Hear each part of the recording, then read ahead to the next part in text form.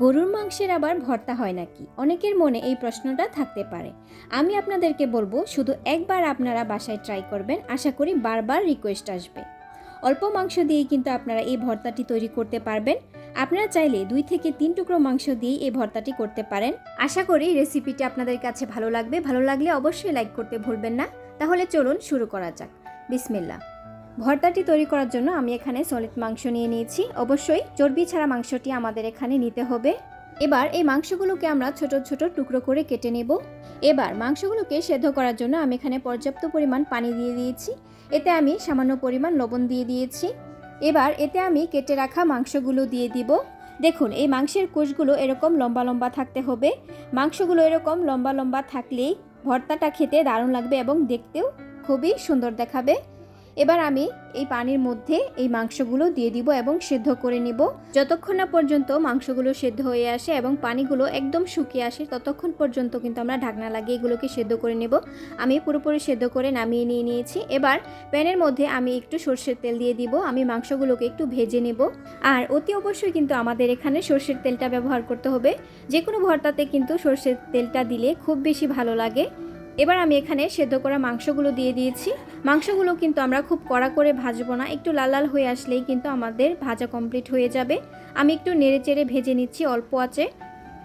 মাংসগুলোকে যদি খুব বেশি ভাজা হয় তাহলে কিন্তু মাংসগুলো শক্ত হয়ে যাবে এবং খেতে ভালো লাগবে না। এর জন্য আমি একটু লাল লাল হয়ে আসলেই নামিয়ে নিব। আমার কিন্তু প্রায় ভাজা শেষ। আমি এই মাংসগুলোকে এবার একটি বাটির মধ্যে নামিয়ে নিচ্ছি। এবার একই প্যানের মধ্যে কিন্তু আমি কিছু পেঁয়াজ, রসুন আর শুকনো মরিচ ভেজে নেব। এর জন্য কড়াইয়ের মধ্যে আমি আরেকটু তেল দিয়ে দিয়েছি এবং এতে দেখতে পাচ্ছেন আমি পেঁয়াজ কুচি করে রেখেছি আর রসুনগুলো আমি ছিলকা ফেলে নিয়ে নিয়েছি। প্রথমে আমি শুকনো মরিচগুলো ভেজে নেব। আমি এখানে 4টি শুকনো মরিচ নিয়ে নিয়েছি। যেহেতু আমি এখানে 2-3টে কাঁচামরিচ দেবো, এর জন্য আমার কাছে 4টে মরিচই এনাফ লেগেছে। আপনারা যদি বেশি ঝাল পছন্দ করেন আপনারা আপনাদের পরিমাণ অনুযায়ী ঝালটা অ্যাড করে নেবেন। আমি এখানে শুকনো মরিচগুলো ভেজে নামিয়ে নিয়েছি। এবার আমি এখানে পেঁয়াজগুলো ভেজে নেব। পেঁয়াজগুলো ভাজার জন্য আমি এখানে অল্প পরিমাণ তেল অ্যাড করে দিয়েছি। আর পেঁয়াজগুলো ভাজার সময় আমি এখানে অল্প পরিমাণ লবণ দিয়ে দিয়েছি, তাহলে কিন্তু পেঁয়াজগুলি খুব ভালোভাবে ভাজা হয়ে আসবে। আমি কিন্তু খুব বেশি লাল লাল ভাজা করব না, যেহেতু আমি ভর্তা বানাচ্ছি। আমি অল্প ভেজে নেওয়া হইলে কিন্তু আমি পেঁয়াজগুলো নামিয়ে নেব। দেখতে পাচ্ছেন আমি কীরকমভাবে ভাজছি। আপনারা কিন্তু ঠিক একটু বাদামি কালার হয়ে আসলে কিন্তু আপনারা এই পেঁয়াজগুলো নামিয়ে নেবেন। আমার এখানে পেঁয়াজগুলো ভাজা হয়ে এসেছে। আমি এবার একটি বাটির মধ্যে নামিয়ে নিয়েছি। এবার একই কড়াইয়ের মধ্যে কিন্তু আমি আরেকটু তেল দিয়ে দিলাম। এবার আগে থেকে যেই রসুন কুচিগুলো রেখেছিলাম ওইগুলো দিয়ে দিব। আমি এখানে একটু আদা কুচি অ্যাড করে দিয়েছি আর দিয়েছি 3টে কাঁচামরিচ। এগুলোকে আমরা সমানভাবে ভেজে নেব। আমরা খুব বেশি বাদামি করব না, অল্প একটু বাদামি কালার হয়ে আসলে কিন্তু আমরা এই রসুন আর কাঁচামরিচগুলো নামিয়ে নেব।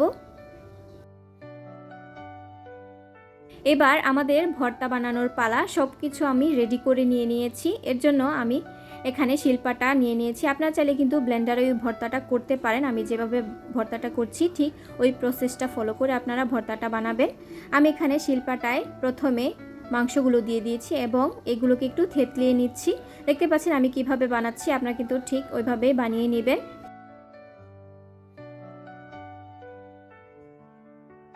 মাংসগুলোকে কিন্তু আমাদের বেটে নিতে হবে না, এভাবে থেতলিয়ে নিলেই কিন্তু হয়ে যাবে। দেখতে পাচ্ছেন আমি হাত দিয়ে একটু এইভাবে এরকম করে নিলে কিন্তু মাংসগুলো একদম খুলে যাবে। আমাদের মাংসগুলো রেডি করা হয়ে এসেছে। এবার আমি বাটিতে তুলে নিয়ে নিয়েছি। এতে আমি শুকনো মরিচগুলো বেটে নেব। শুকনো মরিচ আর কাঁচা মরিচগুলো আমি একটু ভালো করে বেটে নেব আর রসুনগুলো আমি একটু অল্প অল্প করে বেটে নিচ্ছি। দেখতে পাচ্ছেন আমি কিভাবে বেটে নিয়ে নিয়েছি। এবার এগুলো আমি বাটির মধ্যে নিয়ে নিচ্ছি। এই উপকরণগুলো বাটাবাটি হইলে আমি হাত দিয়ে এই ভর্তাটা বানিয়ে নেব। হাত দিয়ে আমি মেখে নিচ্ছি। পেঁয়াজ রসুনগুলো মাংসের সাথে ভালো করে মিশিয়ে নিচ্ছি। এতে আমি কিন্তু অল্প পরিমাণ পুদিনা পাতা দেব। আমার কাছে পুদিনা পাতা ভর্তার মধ্যে দিলে খুবই ভালো লাগে। আপনারা চাইলে এটি স্কিপ করতে পারেন, আমার কাছে ভালো লাগে তাই দিয়ে দিলাম। এরপর আমি একটু লেবু দিয়ে দিয়েছি। লেবুটা কিন্তু অবশ্যই দিতে হবে, লেবুটা না দিলে কিন্তু মাংসের ভর্তার টেস্টটা আসবে না। এতে কিন্তু অল্প পরিমাণ সর্ষের তেল আরেকটু অ্যাড করে দিতে হবে। আমরা কিন্তু এখানে বেশি পরিমাণ সর্ষের তেল অ্যাড করব না, যেহেতু আমরা আগে থেকেই সর্ষের তেল দিয়ে এই মাংসেরগুলো ভেজে নিয়েছিলাম। এতে আমি পরিমাণ মতো লবণ দিয়ে দেব।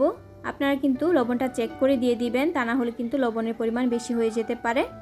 এবার আমি হাত দিয়ে এগুলোকে ভালো করে মেখে নিয়েছি। ব্যাস তৈরি হয়ে গেল আমাদের এই গরুর মাংসের ভর্তা।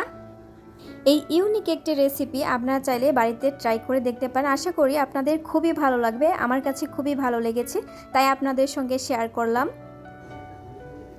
রেসিপিটি আপনাদের কাছে কেমন লেগেছে? আশা করি আপনাদের কাছে খুবই ভালো লেগেছে। যদি ভালো লেগে থাকে তাহলে লাইক করতে ভুলবেন না, আর একটি সুন্দর কমেন্ট করে যাবেন। আপনাদের একটি কমেন্ট কিন্তু আমাকে পরবর্তী ভিডিও বানাতে উৎসাহ জাগায়।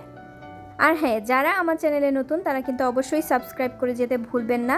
দেখা হবে অন্য কোনো দিন অন্য আরেকটি নতুন রেসিপি নিয়ে। আসসালামু আলাইকুম, আল্লাহ হাফেজ।